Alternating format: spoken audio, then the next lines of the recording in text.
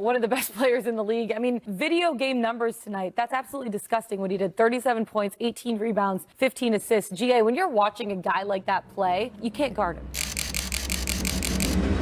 He closed out a little bit quicker there. For Jokic! He's getting lost it momentarily, gets it back behind the back to Gordon, who puts it in. He's the north and west. Now Jokic barges into the lane. Slow again. He gets unbelievable. Because the reigning MVP, he's averaging 29.7 points per game. That's a higher clip than both Kobe Bryant and Shaquille O'Neal's MVP seasons, right? It's also higher than any of Larry Bird's 3 years winning the award. Jokic is averaging 11.7 assists a game. It's more than Steve Nash and Russell Westbrook in their MVP seasons. Should we just call him Mr. Clean? Because he has been cleaning the glass, flirting with almost 14 boards a night. Clearly the best player in the league. He's clearly having the best season of his career. No one on the planet is a better basketball player than Nikola Jokic right now. Nikola Jokic right now is sitting at the #1 spot in the 2025 NBA MVP leaderboard, averaging a ridiculous 29 points, 13 rebounds, and 11 assists. He's in a completely different world compared to the next candidate up. Everyone thought Jokic was done winning MVPs. I mean, 3 of them in the last 4 years. There's no way he could be the front runner for another one. Voter fatigue? Never mind. Nikola Jokic is launching himself into legendary, scratch that, generational company with this season. What Nikola Jokic is doing right now is simply unheard of.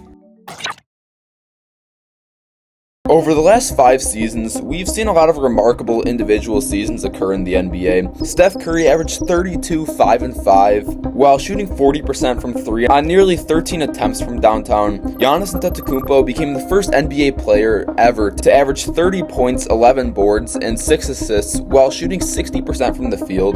Joel Embiid put scoring numbers that make Wilt Chamberlain look like a normal basketball player. Luka Doncic nearly averaged a 34-point triple-double, while dragging the Mavericks to the NBA Finals in one of the most stacked Western Conferences ever. But what if I told you the guy that won 4 of the last 5 MVPs wasn't even mentioned here? It takes a different type of basketball player to have numbers so good that voter fatigue doesn't really affect you, despite having some of the most ruthless MVP competition ever. In 2017, Russell Westbrook had a stat line of 31.6 points, 10.7 rebounds, and 10.4 assists, which was enough to win him the MVP that year. Despite Westbrook keeping nearly the same numbers for the next 3 to 4 years, he wasn't even close to winning the MVP. Steph Curry in 2016 led the league in scoring and steals combined, while shattering countless three-point records and leading the Warriors to the best regular season record ever. This won him the MVP, but despite Curry putting up near identical numbers and near team success, voter fatigue hit him like a truck. Giannis Antetokounmpo was arguably the best scorer, rebounder, and defender in the league in 2020, while leading the Bucks to the best record in the league. Despite Giannis replicating and even improving his numbers, while still maintaining the Bucks' team success, voter fatigue hit him. Luka Doncic might be the first NBA star to hit voter fatigue while never actually winning the MVP award. But Nikola Jokic, it seems like voter fatigue simply doesn't exist for him. Is he really this good? Or what's going on? The current MVP race has Nikola Jokic sitting at #1, followed by Jason Tatum at #2, Anthony Davis at #3, Giannis Antetokounmpo at #4, and Shai Gilgeous-Alexander at 5. But I think Nikola Jokic is much better than these rankings say, despite him already being at #1. Season score is a stat that puts how good an individual player's season was into a single number. Shout out to Jimmy Highroller for this idea. But our version of the season score is going to be slightly different than his. The way that season score is calculated is by adding up the average points, rebounds, assists, steals, and blocks, and then adding up PER, win shares, box plus minus, and value over replacement. To give you guys some context about how good or bad a score is, a score of around 20 to 40 points is your average role player, 40 to 60 is an above average player, 60 to 80 is around an all-star caliber player, 80 to 100 points is around an all-NBA season, and anything above 100 points puts you on track to be inside of MVP talks. When we take a look at every season score MVP from 1974 all the way until 2025, the average MVP score is 110.97. So what about the MVP race this year? Well, coming in at 5th place, we have Karl Anthony Towns, surprising many people with a score of 95.6. At number 4, we have Shai Gilgeous-Alexander with a score of 101.4. At number 3, we have Anthony Davis, who is putting up his best season yet with a score of 102.2. At number 2 is Giannis Antetokounmpo, who is also having his best season yet, averaging 32 points, 12 rebounds, putting up a score of 113.7. But in a league of his own, Nikola Jokic sits at the top of the mountain with a score of 133.2. But how does Jokic's 2024 and 2025 campaign compare to the other legends' best seasons? Is Jokic really this good? Right here, we have the top 50 regular seasons since 1974,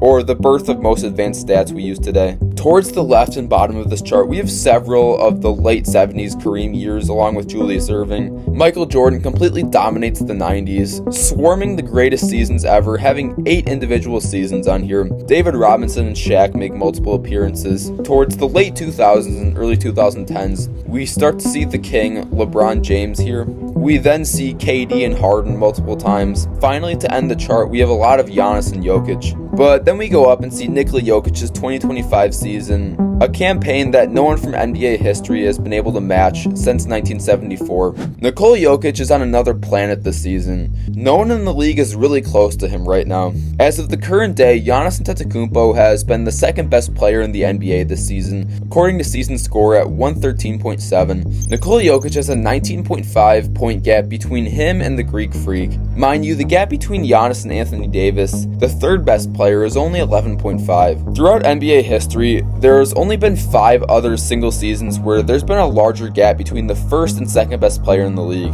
That being LeBron James compared to Kevin Durant in 2010 with a 20.1 point gap, Michael Jordan compared to Magic Johnson in 1989 with a 20.4 point gap, Shaq compared to Karl Malone in 2000 with a 20.5 point gap, Michael Jordan again in 1988 compared to Larry Bird at 22.2 points, and the widest margin between the first and second best player, Kareem Abdul-Jabbar in 1977 compared to Julius Erving, sitting at a near 25 point gap between him. But I have an even better way of looking at the dominance of Jokic. How about, instead of just looking at outlier seasons, we take a look at which legend had the best peak? Which legend could consistently deliver over a long period of games? So I went and found the season scores of every NBA legend's best consecutive 5-year stretch in the league, and it looks a little bit like this. Starting at the bottom of this chart, we have Kareem from 1974 to 78. Although his actual prime was probably earlier with the Bucks, we don't have those advanced stats. Dr. J shows up as well. Moses Malone from 79 to 83 is on here, along with Larry Bird from 1984 to 88. Michael Jordan is simply in a league of his own, with a peak score of 123.82 from 1987 to 1991, along with many of his other peers from that era like Magic, Charles Barkley, Karl Malone, Hakeem Olajuwon, and David Robinson. Moving on to the 2000s, we have Shaq from 1999 to 2003, along with Kevin Garnett right on his tail. D. Wade, Dirk, Chris Paul are all slightly trailing these two legends. LeBron has a peak score of 113.98 from 2009 to 2013, clearly separating himself from the rest of the stars of that era. James Harden has a really slept-on peak from 2016 to 2020, along with Giannis from 2019 to 2023. And finally, to end this chart off, we have the man of the hour, Nikola Jokic. According to the season score metric, he has the second highest peak in NBA history. I don't think people realize just how good of a basketball player Nikola Jokic has been since 2021. We're witnessing history unfold in real time. But let me ask you a question. If Nikola Jokic was to win not just another regular season MVP, but another ring, where would this put him in all-time rankings? Would he officially be top 15, top 10, even top 7 or top 8? There's only been 5 NBA players throughout the league's history to ever receive 4 regular season MVPs and 2 finals MVPs. Couple this with the argument of Jokic's unreal stats and sky-high peak compared to all NBA legends, and Jokic's all-time ranking could place him dangerously high. If Jokic does these 2 things I mentioned before, we're really going to have to start comparing him to other bona fide top 10 to 13 players of all time. If Jokic wins MVP and Finals MVP this year, what's keeping him below Hakeem Olajuwon? Both players would have 2 rings with relatively weaker supporting casts. While Jokic doesn't quite have the defensive hardware that Olajuwon does with 2 Defensive Player of the Years and 9 all-defensive teams, Jokic more than makes up for this with 4 MVPs and unreal advanced offensive stats. What would be keeping Nikola Jokic under Wilt Chamberlain? Both players are renowned for their unreal stats. Both players have 4 regular season MVPs and 2 finals MVPs. Would Jokic doing the same thing just in the modern game, a more competitive and talented era, hold more weight for him? What would be keeping Nikola Jokic under Kevin Durant? Nikola Jokic would have by far more challenging and well-earned 2 championships compared to KD's Warrior rings, while KD would have the longevity over Jokic. Would Jokic's peak simply overpower Durant's consistency? Dare I say, what would keep Jokic under Steph Curry? Well, Curry has the argument of team success, by far. 3 of his 4 rings, he had one of the greatest supporting cast around him of all time, and 2 of his 4 rings, he wasn't even the best player on the team. Both Jokic and Curry would have 2 championships, being the best player on the floor. Similar with Kevin Durant, Curry also has the longevity argument, but would Jokic's overwhelming peak be too much for Steph Curry? I hope you guys enjoyed this video. Be sure to subscribe and like for more videos like these.